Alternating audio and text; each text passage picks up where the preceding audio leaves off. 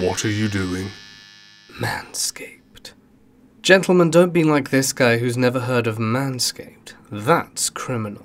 Yes, you can get your hands on the pristine Lawnmower 4.0, the pinnacle of male grooming technology, with cutting-edge ceramic blades to reduce grooming accidents, water-resistant and with wireless charging, and is in fact the very same kit I use to service my own crown jewels. So, I can give you a more assurance that you will be blown away. And if you don't want it for yourself, then gift it to someone this holiday season. And to keep up the festive cheer, you get a whopping 20% off plus free shipping using discount code MAUD. And as they say, your balls will thank you.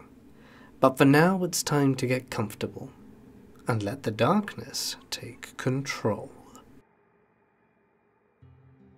When I was a baby, my parents bought an old house in a historical society. There used to be a toll house way back in the day.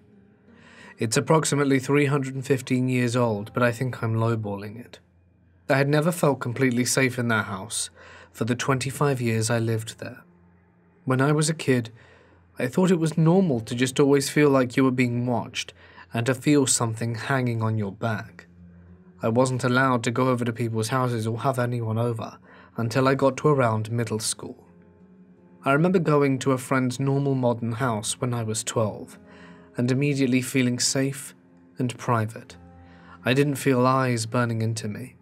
It was so strange to feel that, and I remember dreading going home. It didn't fully click that my house was odd though, until friends came over and said that my house was creepy. I remember going to the bathroom while they were waiting in my bedroom. My dad was asleep in bed, and my mum was in her office working, one floor and several rooms adjacent away. I came back from the bathroom, and they had to ask me who I was talking to. I said I wasn't talking at all, I was in the bathroom. And I remember my friend telling me he heard two women whispering just outside my door. She thought I was talking to my mum. That moment really chilled me. They were afraid to sleep in my room and ended up staying awake all night. I remember most nights when I would go to bed, it would feel like a man was watching me through my window as I slept on the second floor. It felt like there would be someone standing on the roof watching me even though I knew there physically wasn't. I begged my mum for years to get curtains, but she refused. She refused to put any curtains up in the house, and I always felt watched from roof and backyard. I eventually put up blankets to feel safe, but the eyes kept burning into me. We had a decently furbished basement where my brother and I had all our video game stuff. Anytime I brought friends, they would always ask to go back upstairs instead, but never said why. I grew to love and hate the basement, as it was a respite from my mother, but then I would have to deal with the door opening and shutting by itself, as well as feeling hands on my ankles from time to time. If I tried to nap, that is. I remember one time asking my brother if he had ever experienced that, and he said he would often feel the sensation of a hand by his feet, but ignored it, because it was that or deal with my mother. Not getting into a can of worms, but yes, we preferred being terrified instead of dealing with our mother. It soon became a running joke not to go into the basement unless you wanted to get grabbed, and it became normal for us to feel uncomfortable down there at all times. Not many things happened to me physically at that house. Almost always it was feelings of being watched or seeing a figure in my peripheral, only to turn and nothing to be there. There are a few more things of note that I can think of now though, and one is that there were regularly footsteps in my parents' bedroom, but unlike everything else that happened in that house, this was comforting. In the summer we would sleep on my parents' floor, because it saved on air conditioning. I would stay up very late on my Game Boy while my parents slept, but frequently the sound and feeling of footsteps would go by me on the floor. This was when I was very young, and it was just a normal thing, and they made me feel safe, like whoever was walking around was making sure everything was alright. Even as I got older, and would sit in the room directly below, if I heard the footsteps up there while my parents were in other rooms, I kind of felt at ease, and like whoever was up there wanted me to know they were there. Also, We had quite a large backyard and about an acre of land, and it was really pretty, but I would often have terrifying nightmares of it most nights. I would have bad dreams about people dragging me out there or wild animals attacking me while figures watched. I honestly believed people may have died out there. I stayed out of the backyard as much as possible when I lived there, and those dreams plagued me for years. The last thing I can think of off the top of my head was when I was in the senior year of high school. My mum and I were really at odds with each other as I was the only child left in the house. She kept asking me to sleep on the living room floor, because at this point in my life she slept on the couch and my dad slept in the bed, because he genuinely snores so loudly she just couldn't take it. I really didn't want to sleep in there with her in the living room, as it has 4 large windows, 2 facing outside and 2 facing the backyard, and I hated it. I reluctantly agreed, and I remember her leaving the TV on some animal channel when she fell asleep. I was laying on the floor on my phone when suddenly I felt a full hand, palm and fingers, lay on the back of my head and quickly shove my head down into the pillow. The only people home were my mum, myself and my dad, and I could hear my dad snoring upstairs and my mum was 5 feet away on the couch. I was utterly terrified and yelled, "Stop!" and hid under my pillow in fear. My mum freaked out and had no idea what was going on, and I was too afraid to move. She didn't believe me when I told her what had happened, and I remember going back up to my bedroom and praying to whatever God would listen to keep me safe from whatever had done that. I could still feel the phantom sensation of the hand, and I remember basically never going into the living room again unless it was daytime and someone else was with me. The older I got, the less safe I felt in the house. I eventually isolated myself to my bedroom when I wasn't at school or work, but I couldn't fall asleep until 8 or 9 in the morning. I just always felt watched. I started buying white and black candles from the local pagan store, as they told me white was to promote positive energy and black was to protect my mind. You can imagine after 25 years of weird stuff and feeling unsafe, I was willing to try anything to keep me feeling somewhat sane. It helped a lot, but perhaps it was just a placebo. I now live in an apartment very far away from that house and experience 0 paranormal things. I don't feel watched, I don't feel scared, I don't have nightmares, and I finally feel safe. And I hate going to visit my parents because they live there. My dad moved into a house in the middle of the woods about 2 years ago, and I moved in with him soon after to help him get around and take care of the house and whatnot. Side note, it's an old house on land that Native Americans heavily inhabited in the South. Honestly, this house is really weird. The first night I spent here, I was woken up by a woman whispering, "Is anyone home?" right next to me as I was about to fall asleep. My dad didn't believe him when I told him the next day.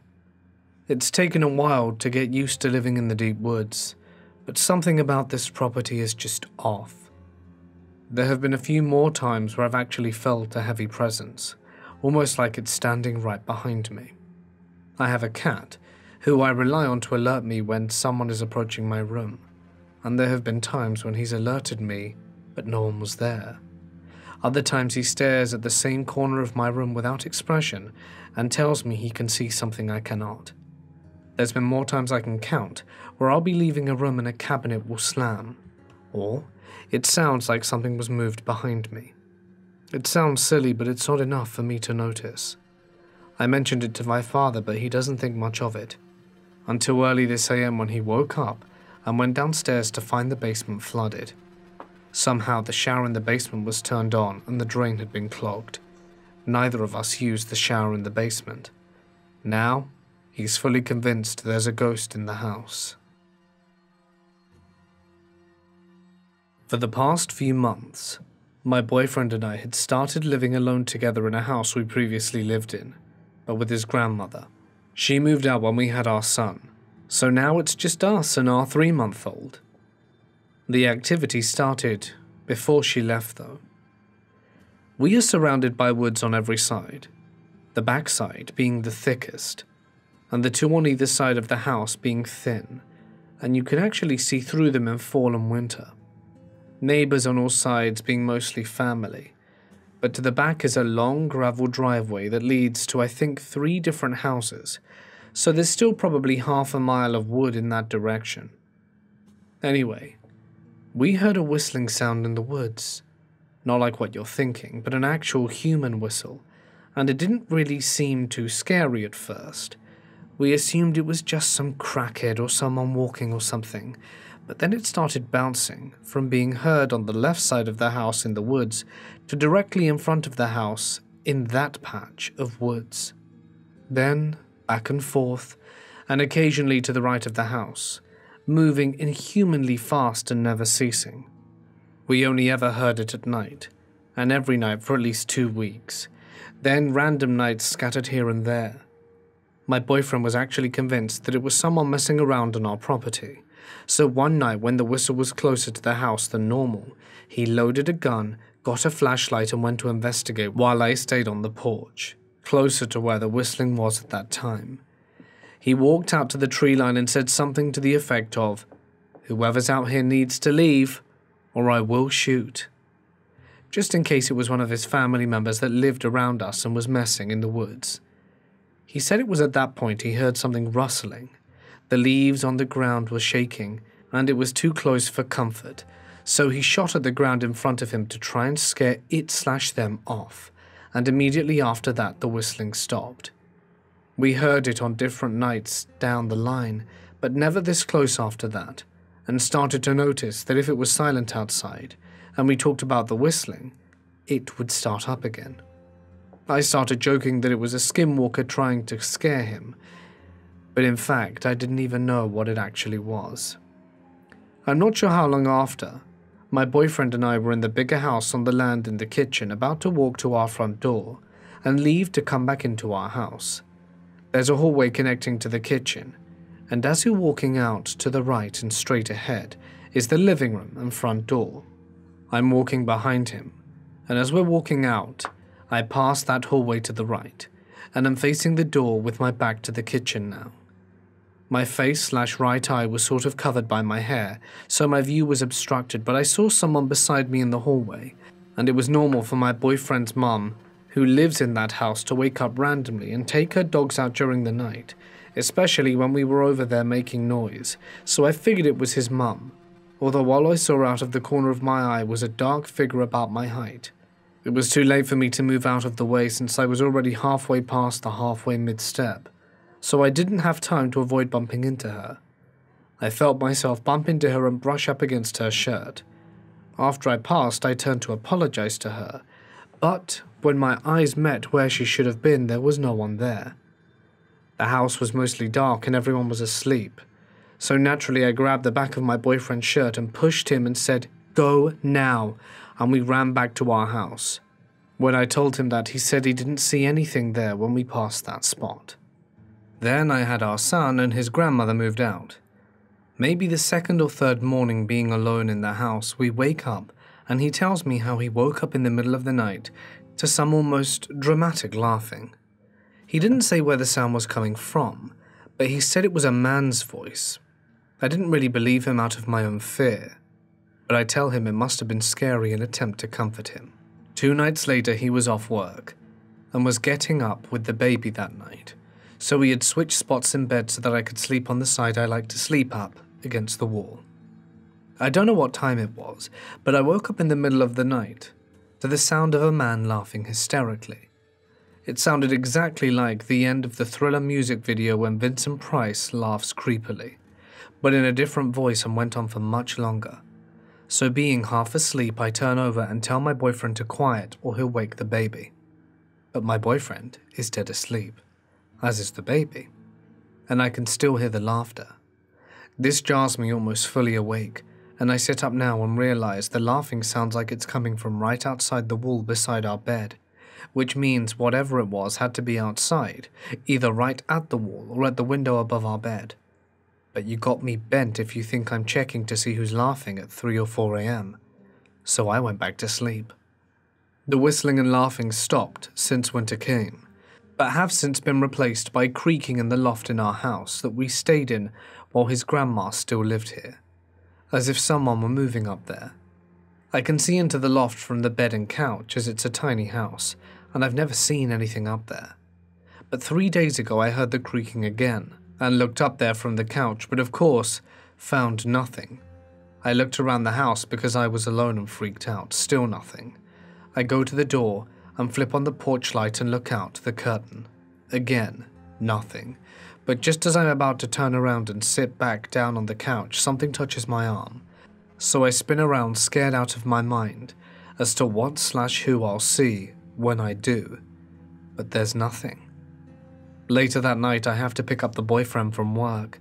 So I'm driving along on this bumpy back road at 9 p.m. because I refuse to take the interstate. And I come up on this sharp curve in the road. The road is fairly new to me, so it surprises me as I hit my brakes. I look in my rearview mirror to see if there are any cars behind me about to rear-end me for randomly slamming on my brakes, when I see a whole figure of a man in my back seat against the glow of my tail lights. I look at the road because I need to turn or I'm going to wreck, and when I look back, he's gone. I rushed to my boyfriend's job, left the car and waited for him, because screw that. The next night, I'm home alone again, while my boyfriend is at work, and I start to hear creaking in the loft. I'm scared, so I start to record to see if there's anything, and hopefully show myself there's nothing to be afraid of. I record the whole house back and forth a few times, and in the video there is nothing in the loft the first time.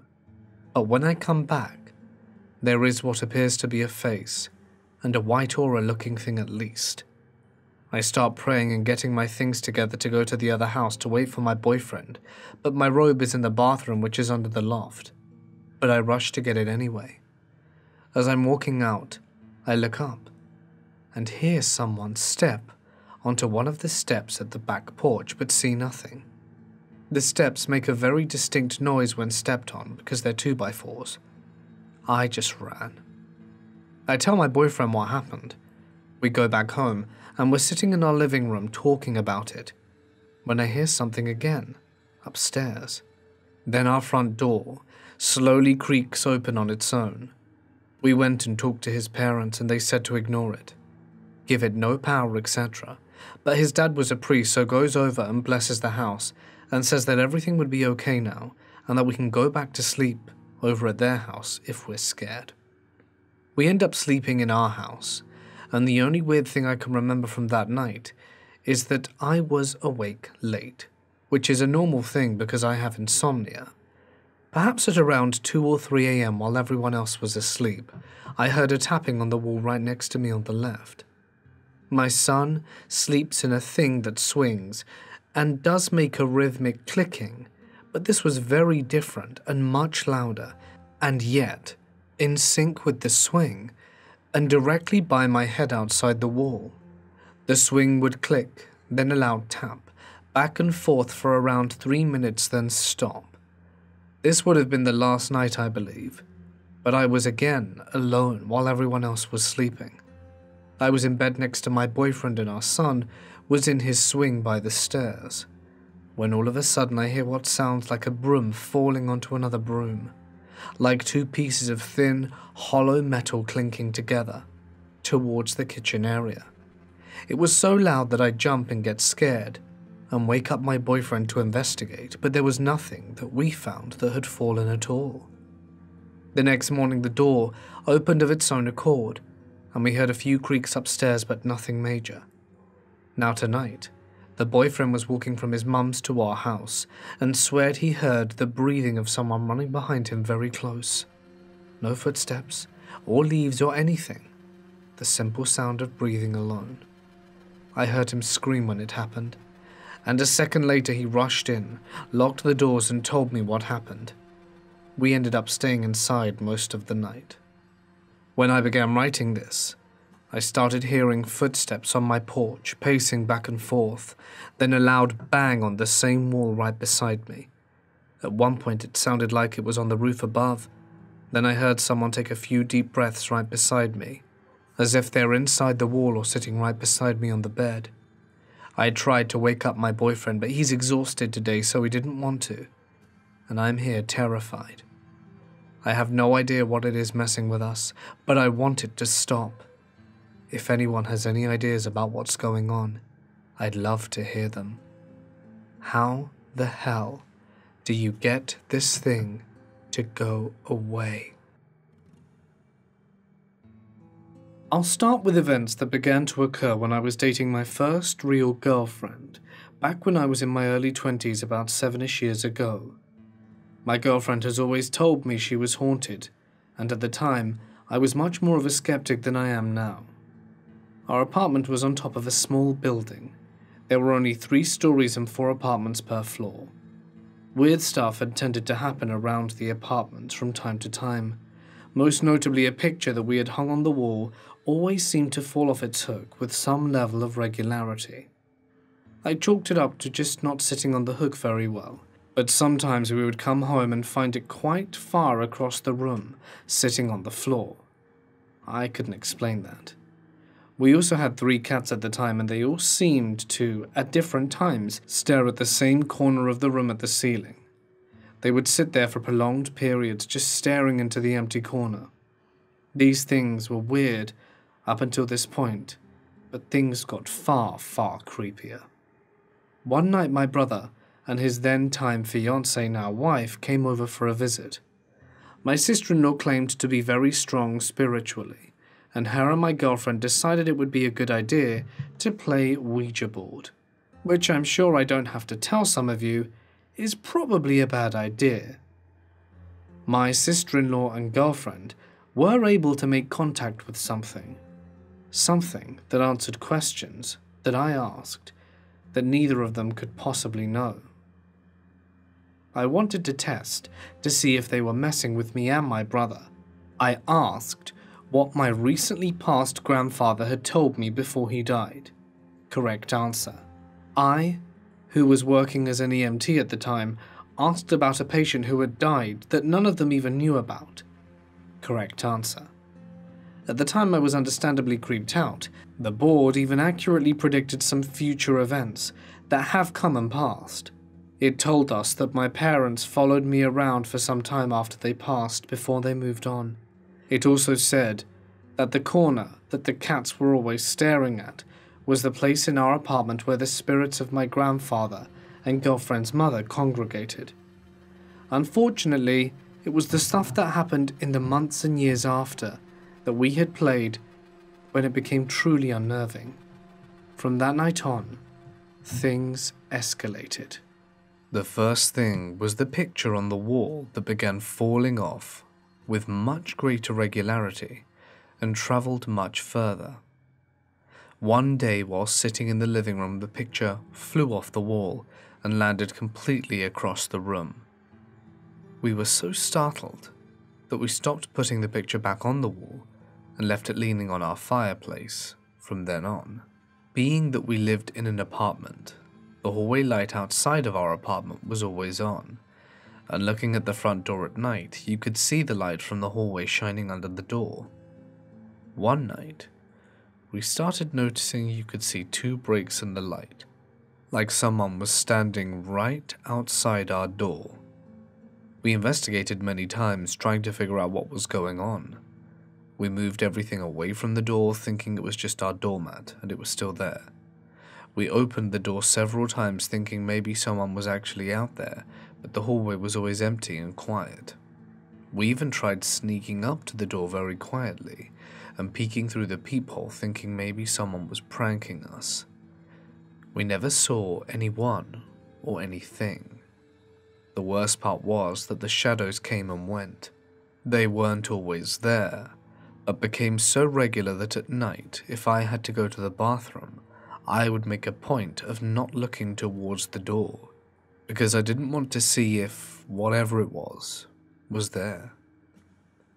The fire alarm system in the building at times started to go wonky as well. We had lived there for a year before we used the Ouija board and never had issue, but after that night, the alarm for the whole building would randomly start to go off in the middle of the night and wouldn't shut off until the fire department showed up to shut it off themselves. They came to the door after the 3rd or 4th time it happened, and asked if we were all right. We said we were and asked what was going on. He said they had no idea, but the system kept getting activated for no reason. Cupboard doors in our kitchen would open on their own, and our Google Home would start talking to no one and say things like, "I can't do that," when no one had even spoken or made a noise. One time, it even made a really loud and strange squeaking noise. After that, we unplugged it and never put it back again.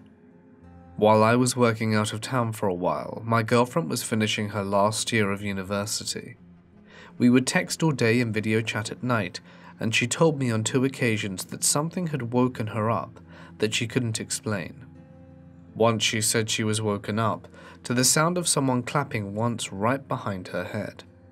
She said she was so scared, and she froze and didn't move and didn't roll over to look out of fear. The second time, she said she was woken out of the deep sleep by the sound of a woman screaming in her ear. She was terrified, and I felt so helpless because I was at least a 9-hour drive away. Advanced to a few years later, we broke up, and I am now living alone in a townhouse. By the way, not the first time I've lived alone, in the town close to the main city.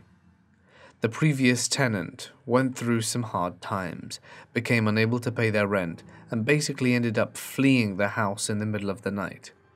They must have left some sort of bad energy behind. From the first night after I moved in, I found that there was a weird energy in some of the rooms. It made you feel anxious fear when you were down there alone. It got to the point where I wouldn't stay down there at night. I would go to my room and stay there all night. I thought for a long time that it was me just being scared just because I was by myself in the house. That was until I started dating my next girlfriend, who said that she felt the same way when she was down there at night, even when I was home. She's quite a spiritual person and actively does spiritual practices. She felt the house had frightened energy about it, like imagining the energy was a scared child, which was exactly how I would describe it. The last major thing to happen was about 2 or 3 months before we moved out. We were sitting downstairs on the main floor watching TV. My girlfriend was sitting on the other couch and had her hand hanging down when she said that something cold passed over her hand. She sat up and put her hand out and said it was like a cloud of cold air and that it was moving. I put my hand out and I felt it. It was like running your hand through cold fog. We followed it for about a minute before it disappeared. We never experienced anything like that again.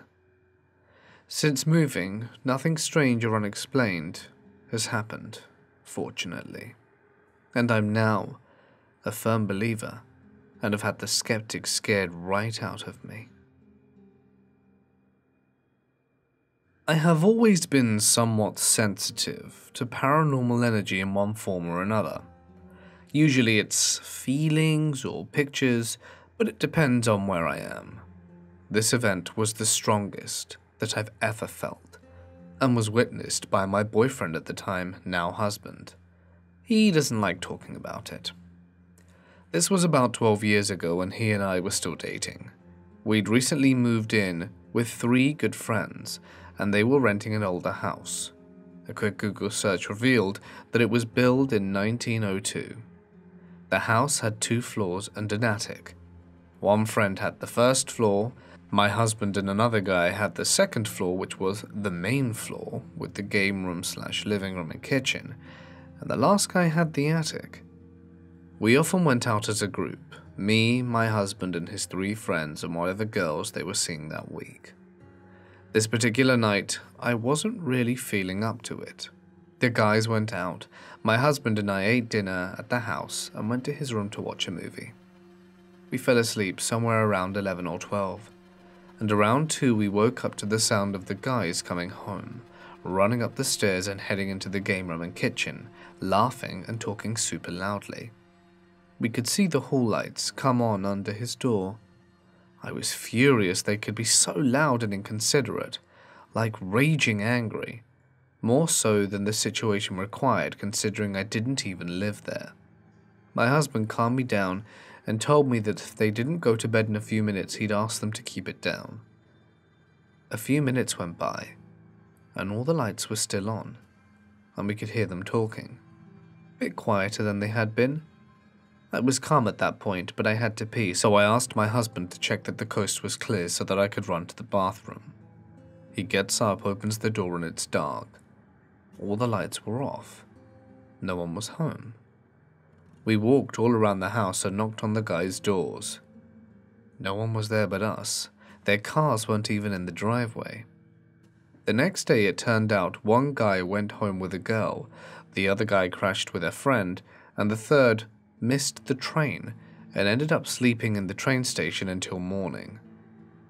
Obviously, we didn't sleep that night. 2 months later, we ended up moving in together, and now 12 years later, neither of us has experienced anything like it again. I grew up in a home where weird things happened. Oftentimes, the only reason I didn't think I was going crazy was because occasionally there would be a shared experience where someone else would also hear or see the same thing. Whether it be a shadow rounding a corner to have no one there, where we would then check, or the overwhelming smell of cigarette smoke in a house with no smokers. Odd things like this were common. I was in my early teen years at the lovely age of 14 to 15 and had hung up plastic bead strands in front of my bedroom door. Not only did I love the Purple Hearts, but I could also hear if my little brother of 7 was sneaking into my room from across the house. The plastic beads were not quiet, especially if the door was closed. They made a very unique clank. As little brothers do, mine learned a way to annoy me, which was to be outside the door, pull a strand of beads back and let it fall back in place, causing it to clink into my bedroom door. He would often make me open the door to see as he disappeared around the corner. The bedroom hall was shaped like a capital T, with my room on one side on the top and my parents on the other, and my brothers on the trunk. The length of the T between my parents' room and mine was around 10 feet or so, around 4 feet from each hall, which is still a few steps for a small 7-year-old. So one night I was laying in bed having trouble sleeping, and could hear the annoying distant clink and clank of the beads clanking and then slamming into the door. I told my brother to go away, figuring he had woken up and decided to bug me. This repeated a few times, always a minute or more apart. I finally got myself up and waited by the door. The next sound of a clink happened, and I whipped the door open as fast as I could, fully intending on berating the little terror, only to see my mum's door swing open across the hall, and her beginning to yell. We both froze and looked at each other, and immediately went to my brother's room. He was in bed, covered up and asleep. Not the pretending sleep, but the peaceful resting sleep that I swear only little kids have. My mum said that her locked bedroom door handle was being jingled and pushed on, like he was trying to get in, and then would stop and start again after a bit. So she waited until it started and she swung the door open. I told her my side of the story, that the beads were clinking, and we both agreed there wasn't a way my brother could have done both at the same time, ran into his room and fallen asleep. My mother to this day still blames me for inviting in so many ghosts, as apparently things stopped or extremely slowed down after I moved out. All the strangeness started around 3 months ago. My wife and I started seeing and hearing strange things around the house. Footsteps, muted voices in the walls, etc. For a while, we were convinced that someone was living in our attic, but after having some fellow church members go up there for repairs, we know it's not the case. At one point, our walls were vibrating rhythmically, almost like a phone, but we both had ours in our hand, and knew it wasn't any of our devices. These are things I experienced as well as my wife. We also had another shared experience involving a video baby monitor, through which we could see floating orbs that would dance together in an intelligent way. It was always over the baby's crib, I know about cameras, and it was not due to reflections or dust. We could not see the orbs with our eyes, but they would appear through the monitor. So I went to where they were showing on the screen and put my hand out. And as we watched on screen, they would converge on my hand and dance around my hand. It was the most bizarre thing. My wife has suffered from sleep paralysis and has seen many strange things, including about 3 to 4 unique shadow people that would visit from time to time. They all looked different and had a different feeling to them. The next morning, my wife would always tell me which ones had been present the night before. Sometimes they just stood and watched. Other times they tried to get my wife to react to them in some way. There was even a time when a light/good one came and talked with one of the dark ones. She says there's one in particular that comes and just stands for a very long time, and the only word she has for it is that it's curious and trying to learn about us. She says one thing has been coming more regularly, and it just gives off this intense vibe of trying to learn about us for some nefarious purpose. She says if she ignores them, they will go much faster. So, she has really gotten good at pretending like they are not there. About a month or so ago, my wife was going to the bathroom in the night and saw a figure standing at the top of the stairs at the end of the hall. She described it as being totally solid looking, around 5'6", with arms and legs that ended in points, not hands and feet. The head was almost perfectly spherical, and it was a lot larger than a normal human head. It was standing on the floor, not floating above me. It was not blurry around the edges, but totally solid and crisp looking. She knew this was the same entity which had visited a number of times already. The curious one was a scout of some kind. It was trying to learn about us. She said it turned and saw her looking, and as soon as it saw her, it turned and walked through a closed door that led to my office.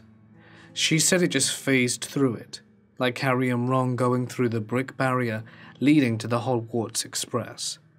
She continued to the bathroom, which butts up against the office, which is the next room over. The toilet is on the wall that is shared by both the bathroom and the office. She said the whole time she was on the toilet, she felt the entity in my office moving around and putting off a strange, darkly curious vibe. She said she almost got the courage to go barge into my office and confront it, but she decided she didn't want to agitate whatever it was because she says they didn't want her to react in some way. So she finished in the bathroom and came to bed, and didn't sleep the rest of the night, listening for anything. She said soon after returning to bed, the feeling dissipated and it was gone. A few days later, my wife started hearing a specific, low, growling voice that told her to physically harm herself, and no one loved or cared about her. The voice was not in her head, but out in the open room somewhere. She said it was from one of the same beings she would see in her sleep paralysis episodes. I didn't experience anything like this during this time. However, I am not at all sensitive to anything paranormal, so I would not expect to be able to see or hear anything anyway. Now is where things start getting really interesting, and this is where I started to witness some of the strangeness firsthand. In addition to the initial strange things my wife and I both experienced near the beginning. So a week later, during her morning shower, my wife said an entity came into the bathroom and started trying to engage her in conversation. It was taunting her. It was not visible, but that she could feel it. It was again one of the beings she would see and feel during her sleep paralysis. She said it was not speaking verbally, but in thought. It wanted to get a response from her, but she ignored it and said it stayed in the room until she was done, getting angry at her and coming up directly behind her. Then it followed her out of the room when she was done, but then vanished off into the house somewhere. She came downstairs. I had been watching our 2 sons while she was in the shower. She came down, and I could tell that there was something wrong, but all she said was that she wanted to tell me something. At the time, I didn't know anything about what she had experienced, which makes what happens next even more strange. A moment later, my youngest son, who was 1.5, reaches up towards the stairs and starts pointing frantically. His finger is following something invisible as it moves across the room. His eyes are wide, and he is trying to get down from my wife's lap. Right then, my oldest son, who is 3, reaches up and begins to point also, and I notice they are both pointing in the same direction and following it with their eyes as if they are watching someone walking across the room. My younger son finally wiggles free and starts running across the room towards whatever they had been pointing at. Then my older son, who speaks very clearly, says, "Look, Gabriel is following the man into the dining room." My older son then follows, and they both walk into the dining room. I follow them and see my younger son pulling frantically at a bookshelf we use for our Bibles and dictionaries and stuff like that.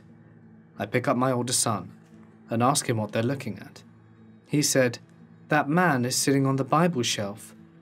Both the boys were acting so strangely and started acting really wild for a few minutes until they calmed down. Then after that, it was as if they both forgot about the entire thing. Fast forward 3 more days until last night, when something happened that was so strange and shook me up so much that I just had to get some advice on it, hence sharing it with all of you. So my wife went up to put our youngest son to bed, and I stayed down with our eldest to read him from his little kid's Bible, like I always do before bed. After brushing his teeth and putting on a nighttime diaper and putting on his pajamas, we settled down into the rocking chair next to his crib for a bedtime story before I tucked him in. He kept interrupting the story I was telling him by tightly holding onto the cross and telling me it meant Jesus loved him. Then something happened that stopped me in my tracks. My son started looking up at the ceiling and holding his cross closer to his chest. His eyes were moving around as if he were focusing on something up there, but I couldn't see a thing. He then burst out with, "No, you can't have my cross." I asked who he was speaking to, and he said there was a man up there. I'm a little shaken, but decide we're going to talk about the cross again and ask him what it means. As we're talking about it, my son starts to whimper and look up. I ask him what he was looking at, and he says that the man says his cross is bad.